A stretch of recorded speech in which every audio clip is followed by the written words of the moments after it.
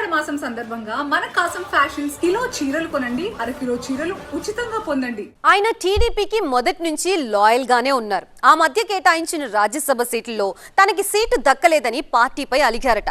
కొన్నాళ్లు party కార్యక్రమాలకి దూరంగా ఉన్నారు. దీంతో ఆయనకి టీడీపీ అధినేత చంద్రబాబు నుంచి పిలుపొచ్చింది. ఆయన్ని బుజ్జగించిన ముఖ్యమంత్రి మీలాంటి సీనియర్ నేతలే ఇలా చేస్తే ఎలా అని సున్నితంగా మందలించారట. పార్టీ కోసం కష్టపడ్డ వాళ్ళని ఎప్పుడూ మర్చిపోమని, సముచిత స్థానం కల్పిస్తామని హామీ ఇవ్వడంతో ఆ నేత అలకవిడినట్లు సమాచారం. ఇంతకీ ఎవరా నేత?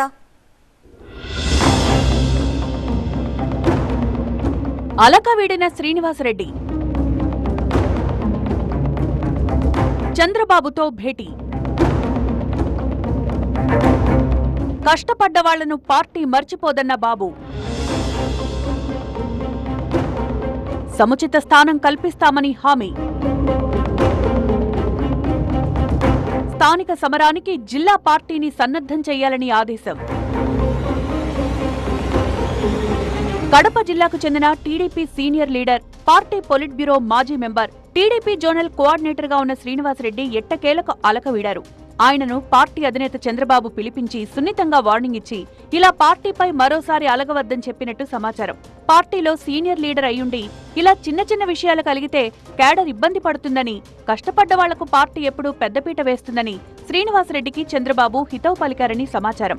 పార్టీలో పదవులు రావడానికి చాలా సమయం ఉందని, ఇప్పుడే అలకపోనితే ఎలా అంటూ శ్రీనివాసరెడ్డిని చంద్రబాబు బుజ్జగించినట్టు తెలుస్తోంది. ఆ మధ్య జరిగిన రాజ్యసభ సీట్ల కేటాయింపు విషయంలో రెడ్డి సామాజిక వర్గం నుంచి, అలాగే రాయలసీమ నేతగా శ్రీనివాసరెడ్డి సీటు ఆశించారు.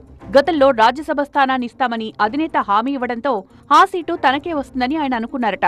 అది దక్కకపోవడంతో ఆయన తన సోషల్ మీడియా అకౌంట్ ద్వారా పార్టీ నిర్ణయంపై అసహనాన్ని వ్యక్తం చేశారు. అప్పట్నుంచి పార్టీ కార్యక్రమాలకు దూరంగా ఉన్నారు. అయితే కొద్ది రోజుల క్రితం కడప టూర్కు వెళ్లిన సీఎం చంద్రబాబు జిల్లా ఇన్ఛార్జి మంత్రి సవితతో శ్రీనివాసరెడ్డికి కబురు పంపారు.